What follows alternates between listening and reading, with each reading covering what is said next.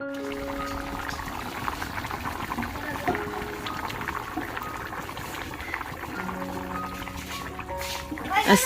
আলাইকুম বন্ধুরা, কেমন আছো তোমরা? আশা করি তোমরা সবাই অনেক ভালো আছো, সুস্থ আছো। আমরা অনেক ভালো আছি। চলে আসলাম আরও একটা নতুন ভিডিও নিয়ে।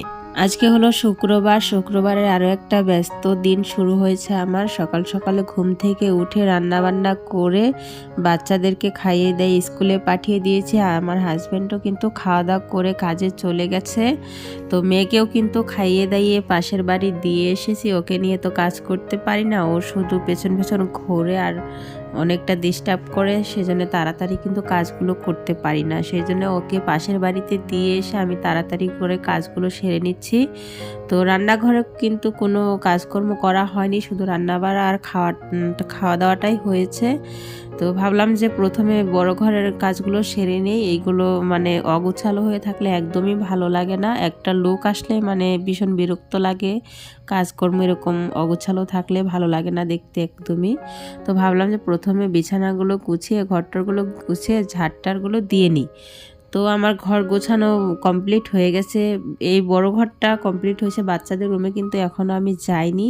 তো ভাবলাম যে এই ঘরের ঝাড়টা দিয়ে নিয়ে তারপরে বাচ্চাদের রুমটা গুছিয়ে নেব।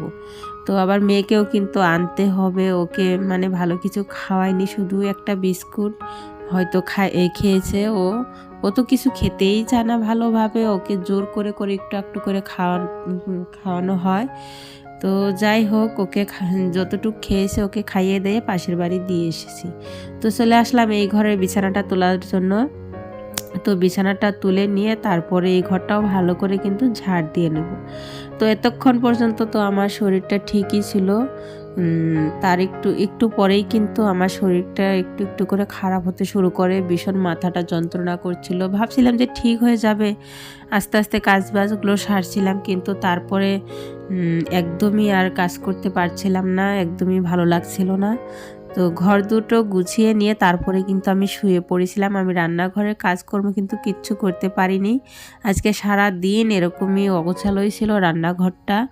তো কিছু করার নেই, বাড়িতে তো কোনো লোকজন নেই যে সে করবে।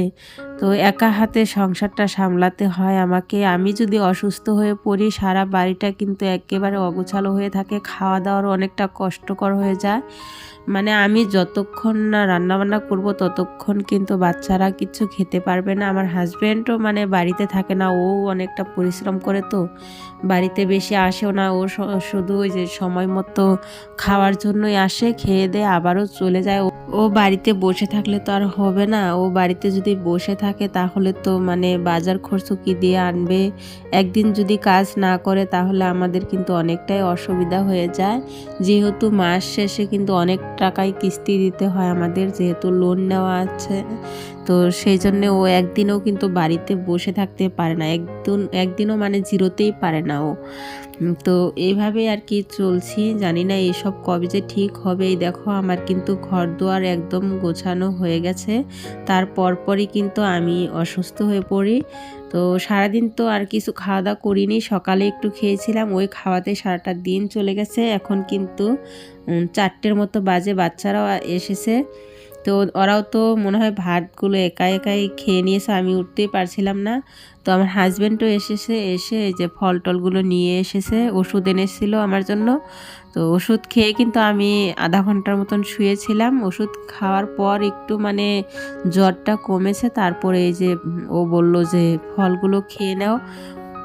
তো আমি এই যে ফলটা এখন কেটে নিচ্ছি, মানে ওই কেটে দিতে চাইছিল। আমি বললাম যে না ঠিক আছে, তুমি একটু আরাম করো, সারাদিন তো কাজ করে এসেছো, তাহলে আমি কেটে খেয়ে নিচ্ছি। তো আমি এদিকে খাচ্ছি, মেয়েকেও খাওয়াচ্ছি, ছেলেকেও দিয়ে দিলাম। বড় ছেলে বাড়িতে নেই, ও খেলতে গেছে। ও আসলে ওরটা ওকে দিয়ে দেবো। তো আমরা এখন খেয়ে নিই, খেয়ে দিয়ে তারপর দেখি শরীরটা যদি একটু ভালো লাগে তাহলে কিন্তু বাকি কাজগুলো করতে হবে। রান্নাঘরের কিন্তু আমি এখন পর্যন্ত যাইনি। রান্নাঘরের কাজগুলো কিন্তু এখন পর্যন্তই অগোছালো হয়ে আছে।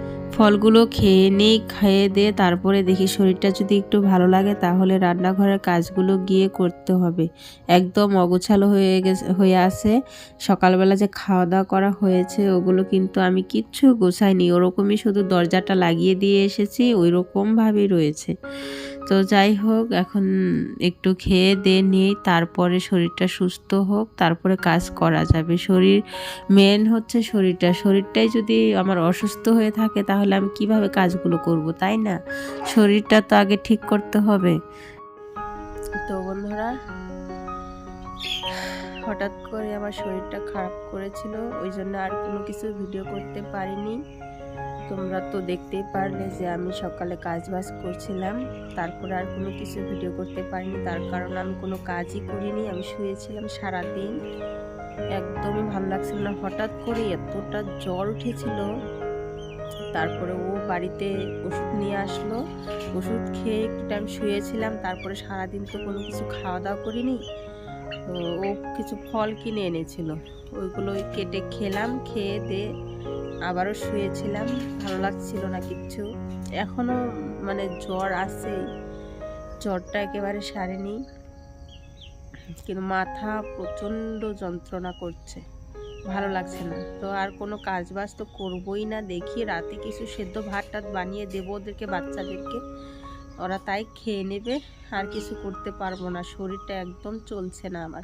বন্ধুরা, আমি অসুস্থ, এদিকে দেখো আমাদের বাড়িতে কত মেহমান চলে আসছে।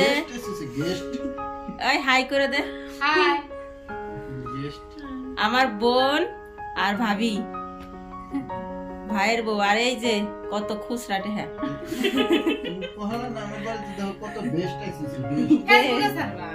ফেসবুক খুলবো একটা, ফেসবুক খুলে তো যাই একটু চা বানিয়ে দে এদেরকে। তো এই দেখো, হঠাৎ করেই কিন্তু আমাদের বাড়িতে মেহমান চলে এসেছে সন্ধেবেলা করে। তো আমি তো কোনো কাজ বাজ করিনি, ঘর দুয়ার একদম অগোছালো হয়ে আছে। একদিন তোমাদেরকে মনে হয় বলেছিলাম যে যেদিন আমার ঘর দুয়ার অগোছালো হয়ে থাকে ওই দিনই একজন না একজন আসবেই। তো আমাদের সাথে প্রত্যেকবারই এরকম হয়, এত ঘর দুয়ার পরিপাটি করে রাখি, তখন কেউ আসে না। যখন দেখবো যে ঘর দুয়ার একটু অগোছালো হয়ে আছে, তখন একজন না একজন আসবেই। তো যাই হোক, এসেছে ভালোই হয়েছে, ওরা তো আর জানে না যে আমি অসুস্থ, তাই না?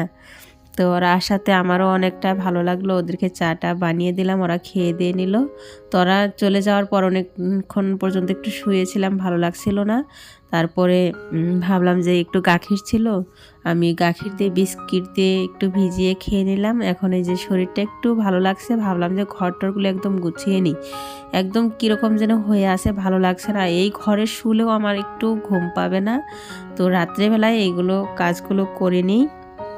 দিনের বেলা না হলে একদম আমার কাজ করতে করতে নাজেহাল অবস্থা হয়ে যাবে, একসাথে এত অগোছালো কাজ করা যাবে না। তো সেই জন্য এই যে কাজগুলো সেরে নিচ্ছি। আর বিছানার চাদরটা কিন্তু আমি পাল্টে নিচ্ছি, সারাদিন যেহেতু বিছানায় শুয়েছিলাম এখন আর ভালো লাগছে না, ভাবলাম যে বিছানার চাদর টাদর এইসব পাল্টে নেই, রাতে শুতে একটু ভালো লাগবে। তো নিচের কাঁথাটাও কিন্তু আমি পাল্টে নিলাম, বিছানার চাদরটাও পাল্টে নিলাম, নিয়ে যে ভালো করে বিছানাটা গুছিয়ে নিলাম। মনে হচ্ছে যে বাসনগুলো ধুলে ভালো লাগতো, কিন্তু এই যেরকমভাবে আর কি ঠান্ডা লেগে গেছে আমার, তো রাত্রেবেলা বাসন ধুলে আমার হাজব্যান্ডও আমাকে মানে বকা দিবে। সেই জন্য আর রাত্রেবেলা বাসনগুলো ধুবো না, ওগুলো গুছিয়ে রেখে দেবো, কালকে সকাল সকালে ধুয়ে নিব। তো ঘর টরগুলো ঝাড়টা দিয়ে দেখি কিছু সেদ্ধ ভাত বসাবো আজ। এদিকে আমি ভাত বসিয়ে দিয়েছি, তো রান্না বান্নাগুলো করে নেই, কিছু তো ভালো লাগছে না, যা হোক আমি একটু রান্না করে দিয়ে ওদেরকে কটা বড়া করে দেই। তো ভিডিওটা যদি ভালো লাগে লাইক কমেন্ট সাবস্ক্রাইব করে দিয়ে আমার পাশে একটু থেকো, কালকে আরও একটা নতুন ভিডিও নিয়ে চলে আসবো তোমাদের মাঝে।